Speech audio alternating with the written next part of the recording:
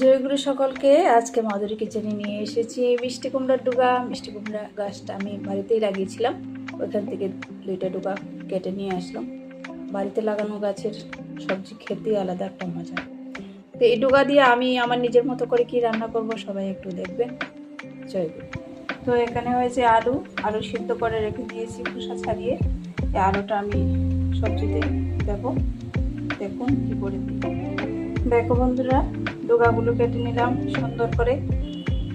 কে কে ডুগা কাটতে ভালোবাসো আর খেতে ভালোবাসো না আমাকে জানিও। আমি কিন্তু খাওয়ার থেকে কাটতে খুব ভালোবাসি, সবাই জানাবে।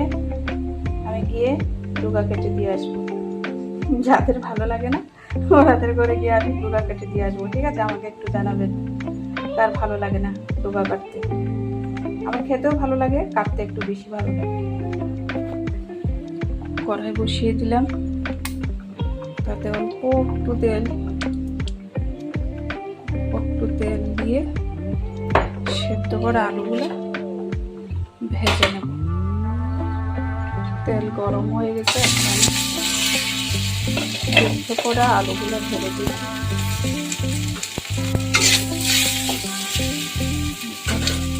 সামান্য পরিমাণে হলুদ দেব,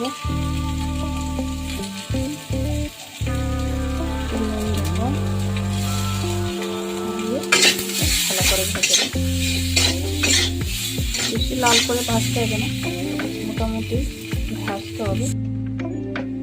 আলুগুলো ভেজে তুলে নিয়েছি, দেখো এরকম করে ভেজে তুলেছি। এখন কড়াই থেকে আর একটু তেল দেব,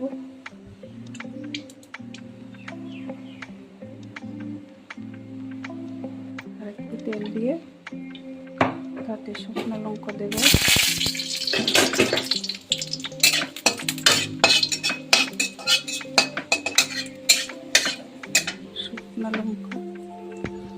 শুকনো লঙ্কা পুরো তেজপাতা দিয়ে নাড়াচাড়া করে তার মধ্যে কয়েকটা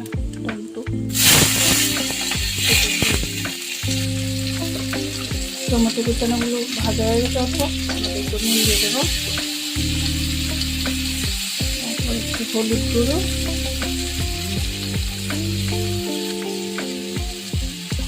নুন, অল্প জিরা, কাঁচা লঙ্কা দিয়ে নেড়ে চেড়ে ভেজে ভাজা হয়ে গেলে দিয়ে দিলাম ডুগা। নেড়ে চেড়ে ঢাকা দিয়ে দিলাম কতক্ষণ। দেখলাম কিছুটা সিদ্ধ হয়ে গেছে, তার মধ্যে হালকা পরিমাণে একটু কাশ্মীরি লঙ্কা গুঁড়ো দিয়ে দিয়েছি কালারের জন্য। তারপর আলু সেদ্ধ করে আলুগুলো একটু ভাজা করে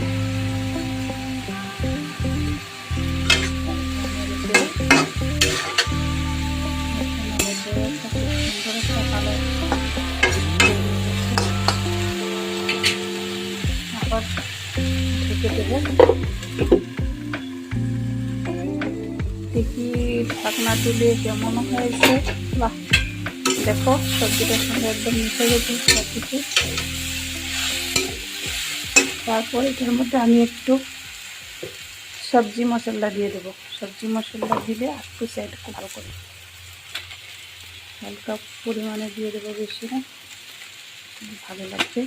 আমার মেয়েও খেতে খুব পছন্দ করে মশলাটা, ভালো একটা সেন্ট বেরিয়েছে। তারপর হালকা একটু সাইডে জল দিয়ে দেবো।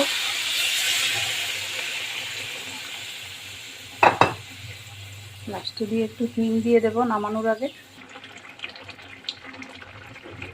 এর মধ্যে একটু হিং দিয়ে দেবো।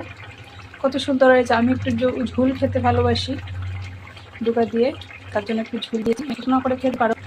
তারপর অনেকে এটার মধ্যে ডাল বেটে বড়া করেও দিতে পারো। হয়ে গেল আমার নিরামিষ সবজি, সম্পূর্ণ নিরামিষ সবজি। এখন তেল মশলা কম দিয়ে একটা নিরামিষ সবজি। কেমন হয়েছে, সবাই কি করে রান্না করেন ডুগা আমাকে একটু জানাবেন। আর আমার সবজিটা কেমন হয়েছে সবার কাছে একটু কমেন্ট করে জানালে আমি অনেক অনেক খুশি হব।